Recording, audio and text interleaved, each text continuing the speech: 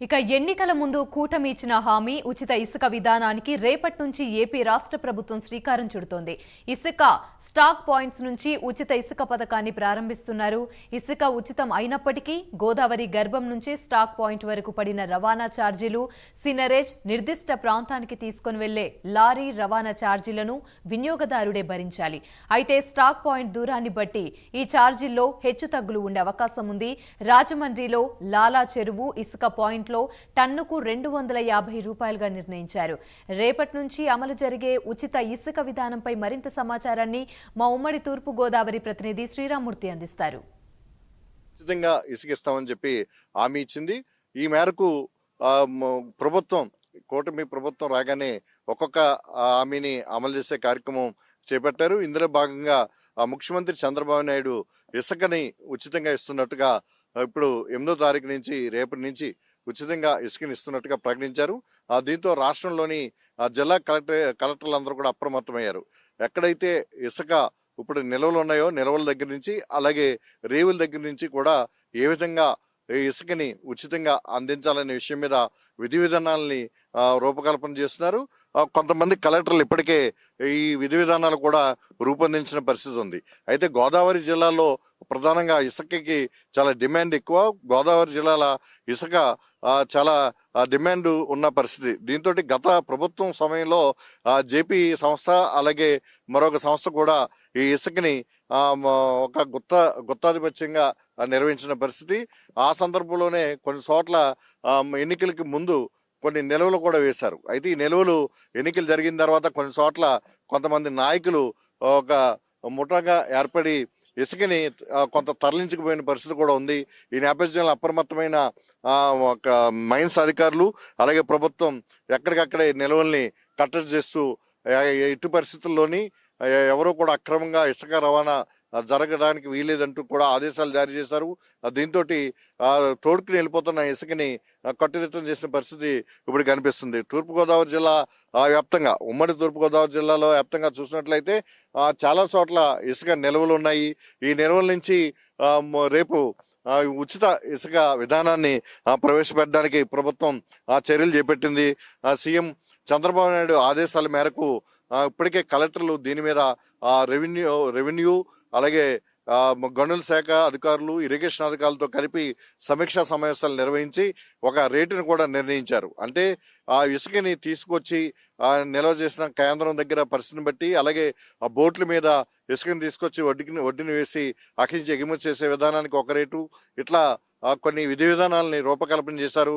వాటిని రేపు ఉదయం ఇక్కడ ఎగ్జిబిట్ చేయనున్నారు. ప్రతి చోట కూడా స్టాక్ పాయింట్ దగ్గర నుంచి ఈ మాత్రమే ఇసుక ఎగుమతి అంటే లబ్ధిదారులకి వినియోగదారులకి అందించాలని చెప్పేసి కూడా నిర్ణయించారు. ప్రతి వినియోగదారుడు ఆధార్ కార్డు ఆధారంగా ఆన్లైన్లో పేమెంట్ చెల్లించే విధంగా ఒక వెబ్సైట్ను కూడా గతంలో లేక రూపకల్పన చేయనున్నారు. ప్రస్తుతం అయితే టన్నుకి 250 రూపాయలు స్టాక్ పాయింట్ దగ్గర చెల్లించి అంటే 20 టన్నులు ఒక వ్యక్తికి 20 టన్నుల కంటే మించి ఇవ్వడానికి వీల్లేదంటూ ఒక నిబంధన పెట్టి ప్రస్తుతం టన్నుకి 250 రూపాయల వంతున రాజమండ్రిలో ఇసుక నిల్వ స్టాక్ పాయింట్ నుంచి అమ్మే విధంగా ఇప్పుడు ఆదేశాలు జారీ చేస్తారు. దీంతో ఇప్పటికే అధికారులు ఇక్కడ ఈ నిల్వల దగ్గర అధికారులు రెవెన్యూ అధికారులు అలాగే పోలీసులు కూడా పహారా కాస్తున్నారు.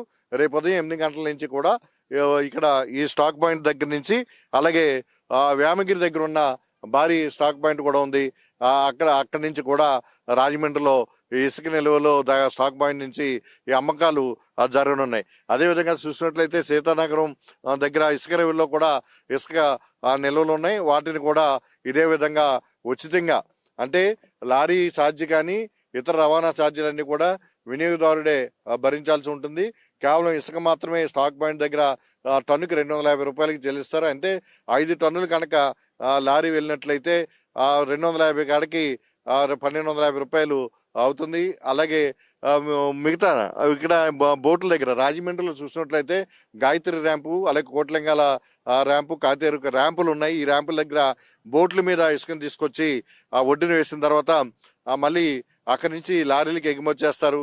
ఇక్కడ ఇక్కడ ఛార్జ్ కూడా ఆ బోట్లకి రవాణా అది తీసుకొచ్చేందుకు ఛార్జ్ చెల్లించాల్సి ఉంటుంది.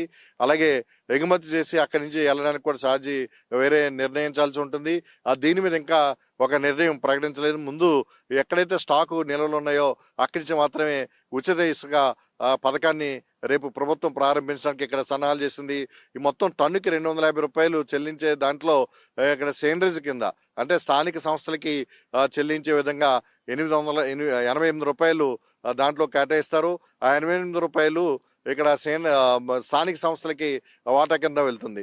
దీని ప్రస్తుతం అయితే గనుల మైన్స్ అధికారులు, రెవెన్యూ, పోలీస్ మొత్తం కలిపి ఇప్పుడు స్టాక్ పాయింట్ల దగ్గర ఈ ఉచిత ఇసుక విధానాన్ని రేపు ఉదయం ప్రారంభించడానికి జిల్లా కలెక్టర్ ఇసుక అంటే జిల్లా ఇసుక కమిటీ చైర్పర్సన్ గా జిల్లా కలెక్టర్ ఉంటారు. ఆ కలెక్టర్ పర్యవేక్షణలో ఈ ఉచిత ఇసుక విధానాన్ని అమలు చేసేందుకు రేపు శ్రీకారం చుడుతున్నారు.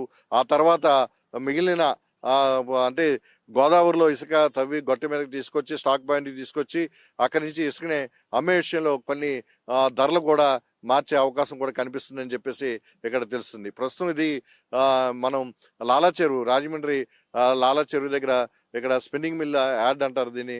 ఇక్కడ నుంచి ఇసుక స్టాక్ పాయింట్ దగ్గర ఇప్పటికే చాలా వరకు ఇసుకని తవ్వి తీసుకెళ్ళి పరిస్థితుంది. ఇప్పుడు ఉన్న ఇసుకని మాత్రం ఇక్కడ రేపటి నుంచి ఉచిత ఇసుక విధానంలో దీని టన్ను 250 రూపాయలకి ఎక్కించడానికి ఇక్కడ అధికారులు ఏర్పాట్లు చేస్తున్నారు. ఇది ఇక్కడ ప్రస్తుతం ఉన్న పరిస్థితి. కెమెరామెన్ రామకృష్ణతో శ్రీరామూర్తి, ప్రైమ్ న్యూస్.